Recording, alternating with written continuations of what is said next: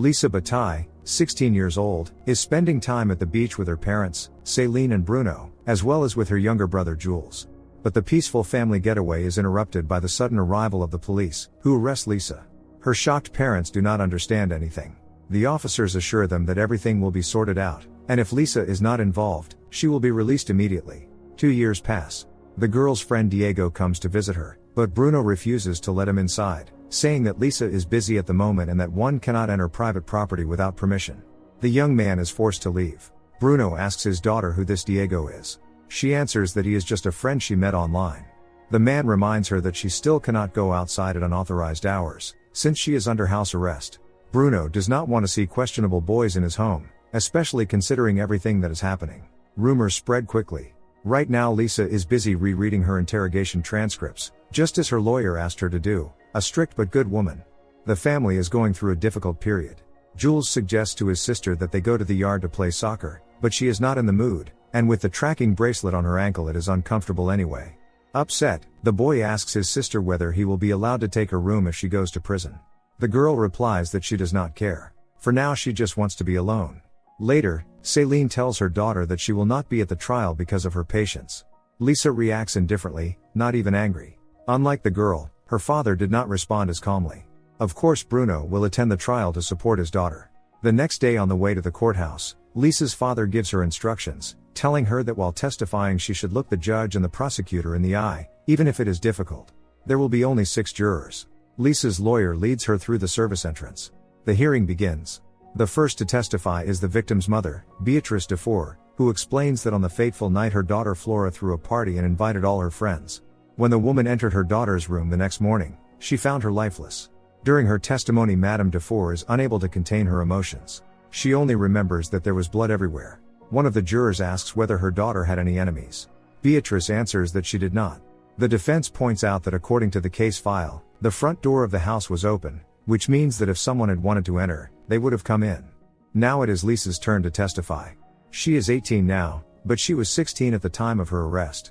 Lise was the only suspect. She was taken into custody for 6 months and then placed under house arrest with an ankle bracelet until the verdict was delivered. Flora Dufour was Lise's best friend. According to the defendant, after the party she stayed the night at the Dufour's house. And in the morning as soon as she woke up, Lise went straight to the school to pick up her brother.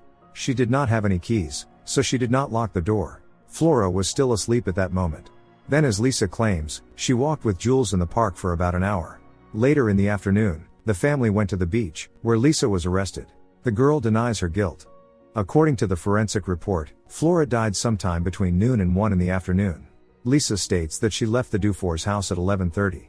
The prosecutor wants to know how in that case Lise could have failed to reach the school by noon, when the trip takes at most 15 minutes. The girl has no clear answer. Witnesses saw Lise only at 13:40 at a gas station located 20 minutes from the school. The girl says that she and her brother took that route to the park, where they stayed for an hour. The prosecutor notes that in his first testimony Jules said nothing about the park. Lise cannot explain this.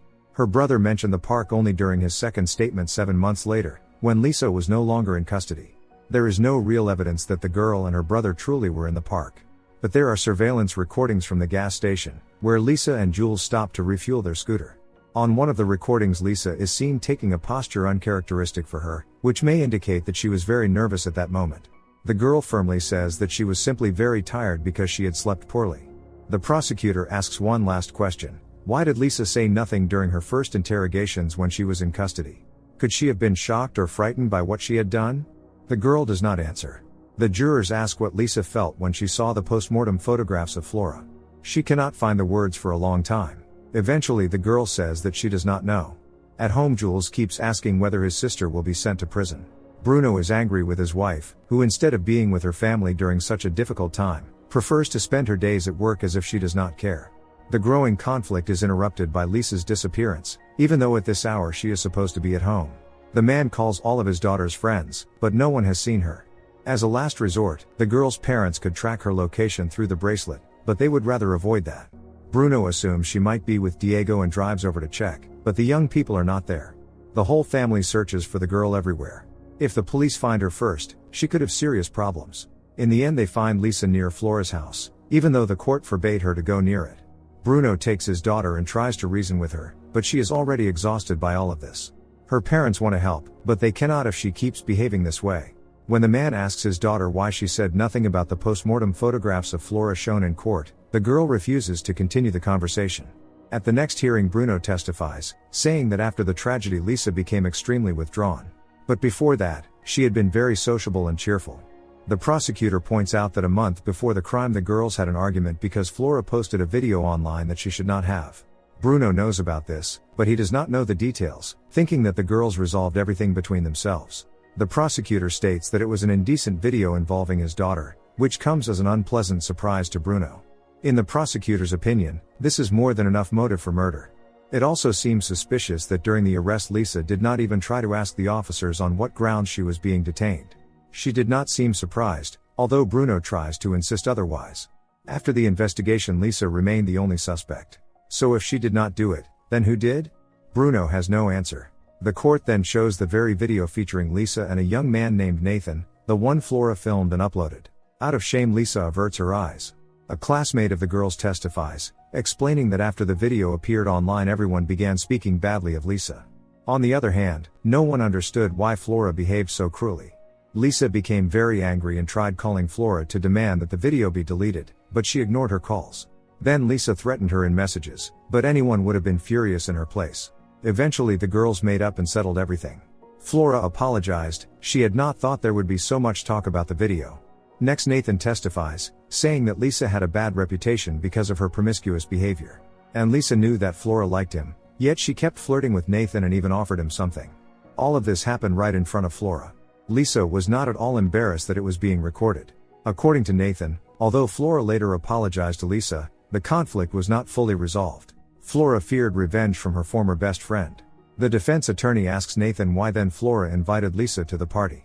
The young man explains that she simply did not want to ruin their relationship completely. The attorney presents to the jurors a video from the party showing the girls dancing while hugging each other. In the attorney's view, one does not have to be an expert to see that there is no animosity between them. The prosecutor objects, saying that this could very well have been a ploy on the part of Lise Bataille to create the illusion of a normal relationship with Flora Dufour. The prosecutor asks the defendant what feelings she had about Flora starting to date Nathan. Lise replies indifferently that she had none. She had had many boyfriends and did not fixate on anyone in particular. The prosecutor can barely contain her shock at what he hears. After the session, Bruno drives his daughter home. He cannot stop thinking about what came out in court and tells his wife everything. The man cannot wrap his mind around the fact that his daughter turned out to be far less innocent than he thought. He even regrets deciding to attend the trial. Jules sees Diego sneaking into their home through the balcony to be alone with Lise. She tells her brother not to tell anyone, otherwise he will not get her room. The next morning, Céline decides she will attend the hearing with her husband. An expert testifies, stating that traces of Lise Bataille's DNA were found in Flora's room and also on her body. The prosecutor interprets this as evidence of an attack, while the defense insists that it proves nothing except the fact that the girls spent the night together. Moreover, when Lise was arrested, no scratches or bruises were found on her body to indicate that she had attacked Flora and faced attempts at resistance. According to the report of the expert specializing in the analysis of wounds inflicted by bladed weapons, the perpetrator was left-handed. The presumed murder weapon was the knife from the set kept at the Bataille family's summer house, the knife that went missing and was never found. Lise says she has no idea where the knife went. It is a summer house, guests often come and go, so someone might have taken the knife, or it might simply have broken. The girl does not know for sure. At the same time, Lise confirms that she is left-handed. Answering the prosecutor's questions, the girl remains calm and strikingly indifferent. She speaks only to the point, nothing more, and shows no emotion whatsoever. During the break, Céline lights a cigarette. It turns out she never truly knew her daughter. The woman briefly meets Beatrice's gaze. They do not exchange a single word. Céline was not supposed to testify, yet at the request of the defense attorney the court allowed it. The woman states that her daughter is not guilty of anything. Lise simply happened to be in the wrong place at the wrong time. The jurors ask Céline to describe her daughter's character. The woman explains that after the arrest Lise withdrew into herself. She was isolated from her friends, yet she continued her schooling remotely. Céline does not deny that she had doubts more than once. Over and over she replayed in her mind Lise's behavior before and after Flora's death. But in the end Céline became firmly convinced that her daughter is innocent, even though she has no proof. The jurors want to know why Céline did not attend any of the previous hearings and ask Lise's attorney to represent her instead. The woman replies that she had to work. However, this does not sound like a convincing explanation, because any mother in her place would want to be at her child's side. Her absence can be interpreted as an admission of her daughter's guilt. Barely holding herself together, the woman says that in a way she gave up. Lisa and Flora had been like sisters, so their family felt as though they had lost a daughter. Since Flora's death, their entire lives had revolved around this tragedy. As selfish as it may sound, Celine returned to work to distract herself. Life had to go on. But until this day she could not find the strength to come to court. Lisa speaks, emphasizing that this trial is about her, not her parents. Whatever the case, they are not to blame. After the hearing on the way home, Lisa asks her parents for permission to spend the weekend at Diego's. The walls of the house feel as though they are pressing down on her, suffocating her. Bruno does not object. After all, Lisa is already old enough to make her own decisions. During the general cleaning, Jules finds the missing knife at the bottom of one of the boxes in the shed. It seems the police overlooked it during the search. This could become a key piece of evidence for either Lisa's guilt or innocence. The girl's parents ask her directly what they should do with the knife. Lisa, confident in her innocence, tells them to hand it over to the police. She has nothing to hide. Celine immediately calls the attorney. Since the police will be coming, Lisa has to stay home. At the next hearing, Jules testifies, saying that he hid the knife in the box several years ago when he was playing with a friend and they needed to cut a rope. His sister knew nothing about it. An examination conducted at the prosecutor's personal request shows that this knife was not the murder weapon. When the jurors ask what she felt when her brother found the knife, Lisa answers with her usual indifference that nothing in particular.